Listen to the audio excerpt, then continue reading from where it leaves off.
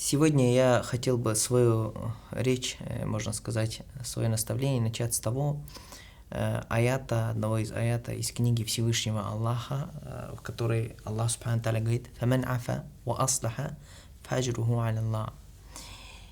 Кто же из вас простил и исправил, то его награда у Аллаха Субхану Тааля. Однозначно и могу конкретно сказать, что прощать в наше время это то, что исправляет все положения. Даже когда человек учится прощать, то есть как Всевышний Аллах говорит, человек, который простил и исправил, постараюсь подробно объяснить это снимание с себя груза. В наше время это очень сильно очищает от эгоизма.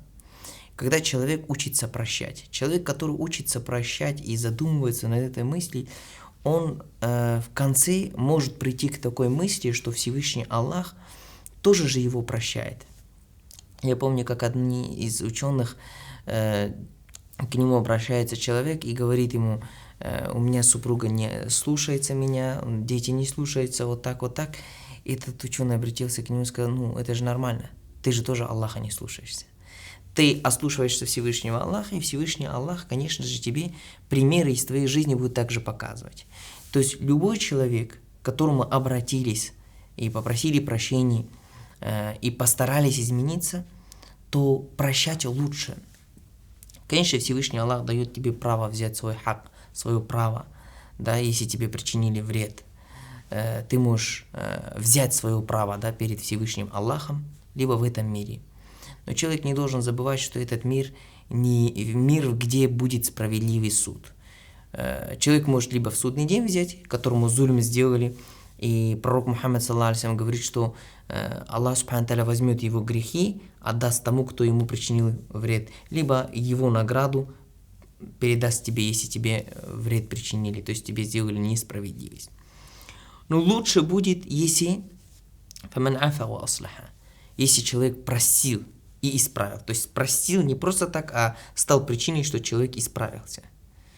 То есть человек может не простить, этот человек определенное время будет себя винить, чувство вины будет его, а потом чувство вины проходит.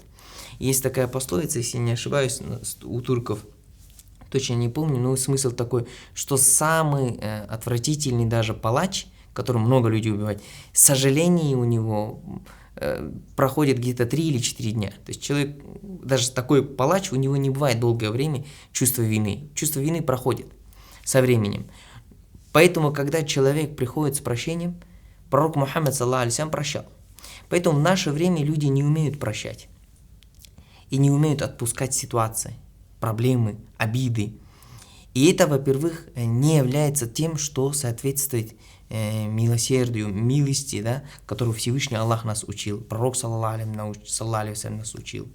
Вот, например, пророк саллаллаху, с него пример приведем. Многие, наверное, не задумываются над тем, что пророк саллаллаху и Абу Суфьян сколько лет воевали? Больше 20 лет Абу Суфьян воевал с пророком саллаллаху. Был причиной, что отсюда умирали люди, сподвижники умирали. И пророк саллаллаху простил, когда человек принял таубу. И также много таких примеров можно привести.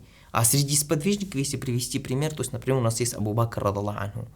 Абу Бакр радаллаху анху, это история длинная, но вкратце расскажу. У него был один родственник, который нуждался, и Абу Бакр радаллаху анху ему все время финансово, то есть каким-то образом помогал. И передается, когда Абу Бакр радаллаху анху ему помогал, однажды началась киссатуль ифк. Ифк — это когда на Айшу радаллаху анха был наговор, да? И этот сподвижник со своей женой тоже не сдержались и присоединились к этим сплетням. Когда Абу Бакр радаллаху анху услышал, что? Он сказал: я больше не буду ему помогать. То есть и Всевышний Аллах сказал Абу Бакру, то есть аят был ниспослан, что для тебя лучше будет простить и помогать. Ты же это ради Аллаха делаешь. То есть получается, если ты ради Аллаха делаешь, то продолжай. Но если ты ради него делаешь, то остановись. И смотрите, какая мудрость у Абу Бакра радаллаху анху была. Он не сказал, что я человек, который будет в раю, которого прощены все грехи, человек, который второй человек после пророка, саллаллаху алейхи вассалям, в исламской умме, после всех пророков. Он не сказал, он сказал: все, сдался, то есть сразу простил. Люди, которые уверовали в Аллаха, мы сейчас говорим именно про эту часть, человек, который уверовал в Всевышнего и верит, что существует справедливость Всевышнего, он не копит в себе обиду. Он говорит: о Всевышний, если у меня просят прощения, я прощаю, потому что я сам тоже нуждаюсь в прощении. Вполне возможно, я тоже был как-то груб, да, например, скажем, человек, который у него просят с кем-то. Вполне возможно, что я минимум несправедливый по отношению ко Всевышнему, и я тоже когда-нибудь буду тем, кому придется просить прощения. Так как я хочу, чтобы меня простили, я должен тоже прощать. А прощать имеется в виду не просто прощать, там сказать «я простил». Прощать имеется в виду закрывать полностью все, что связано с этой ситуацией. То есть любая ситуация, обида. Если вы научитесь прощать как надо, вы освобождаете себя от любого вида груза. То есть человек скидывает с себя какой-то груз.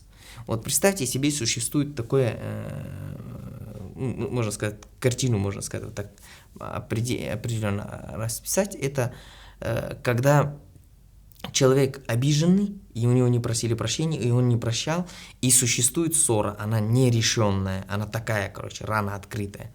Проходит даже если годы, этот человек, когда видит этого человека, у него возобновляется вся эта же боль. А когда человек решает это, не удлиняя, не ухудшая, то есть не делать так, чтобы это расстояние было, и все, прощает искренне, то есть тот человек искренне прощает, искренне прощает. Проходит даже если годы, он вспоминает, что была такая ситуация, но он вспоминает также, что он же простил, типа, все. То есть есть напоминание о боли, о шраме, о ране, но уже боль нету. Потому что просто ты вспоминаешь, что такая ситуация была. Это подобно тому, как вот в детстве там дети в школе играют, кто-то у кого-то ручку отобрал, еду отобрал. Когда они взрослеют и говорят: помнишь, когда я у тебя ручку отобрал, а ты там плакал, ходил там вокруг меня, гнался. В это время ты уже в взрослом состоянии вспоминаешь, что это уже было какое-то что-то смешное.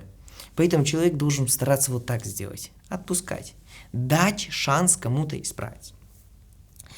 Пророк, саллаллаху алейхи ва саллям, говорит: «Ирхам ман фил ард, ярхамука ман фис сама». Будь милостливым тем, смилуйся, то есть помилуй тех, которые на земле, и смилуется над тобой тот, который на небесах. И по этой причине милость Всевышнего Аллаха, она преважнее всех. Вспомните про хадис пророка, саллаллаху алейхи ва саллям, когда человек несколько дней подряд заходит в мечеть, и пророк, саллаллаху алейхи ва саллям, говорит: это человек в раю, это человек в раю, это человек в раю. И один из подвижников очень захотел знать, что за дело этот человек делает. И провел с ним определенное время и понял, что ничего такого особенного он не делает.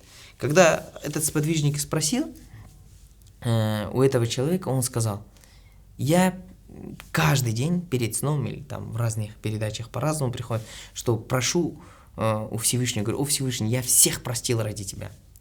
Я всех простил, ты меня прости. Умение прощать, она ближе к истине, она ближе к Аллаху, она лучше для Аллаха, субханаху ва тааля. Также есть история Ахмада ибн Хамбаля.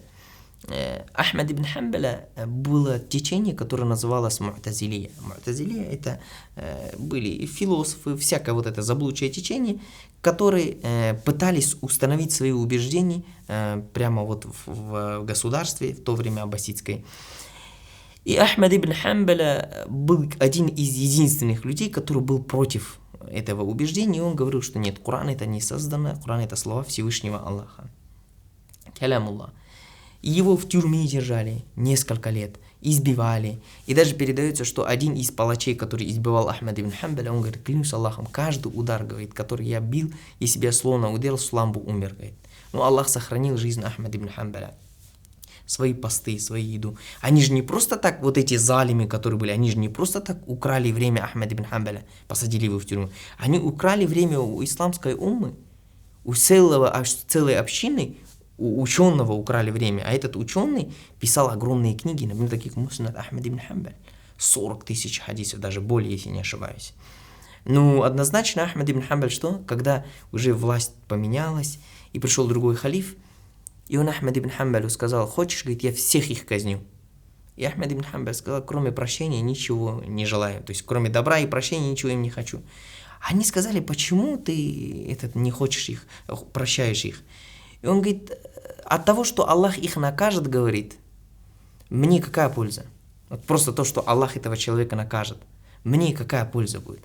Мне польза, что Аллах из-за того, что я их простил, даст мне больше. Всевышний мне обещал, что если ты прощаешь, я тебе даю награду больше. А в другой передаче есть, говорит, они сказали ему, его ученики, ты не хочешь проклинать тех, которые стали причиной того, что ты стал в тюрьме? И говорит, что Ахмад ибн Хамбаль сказал, тот, который призывает, делает дуа, проклинает, делает дуа на своего врага, он не считается тем, который проявил сабр. То есть ты не будешь являться тем, который проявил сабр, терпение, если ты призываешь Аллаха субхану тааля наказать твоего врага. Ты проявил сабр, все. Это не значит, что человек не имеет права просить против. А в наше время как прощает человек? Вот это тоже один из важных моментов, который я хочу напоследок упомянуть. Это когда человек какой-то там этот сделал, оступился, и теперь этому человеку нужно всех родных собрать, всех людей собрать, к нему должны приходить, его должны умолять, просить, возмещать еду, там, деньги, все, машины, там. Только тогда он говорит, о, люди, свидетельствуют, что я прощаю. И возвращаемся к началу аяту. Аджруху Аллах. Его награда у Аллаха. То есть тот, который прощает и исправляет, его награда у Аллаха. Кто лучше в этом мире может дать награду, кроме как Всевышний? Тот, который видит все, слышит все, в руках власть, сердце может перевернуть любого, сделать кого-то хорошим, плохим. Поэтому нужно себя привязывать к Всевышнему Аллаху субхану ва тааля и уметь прощать. Прощайте, и вы будете прощены.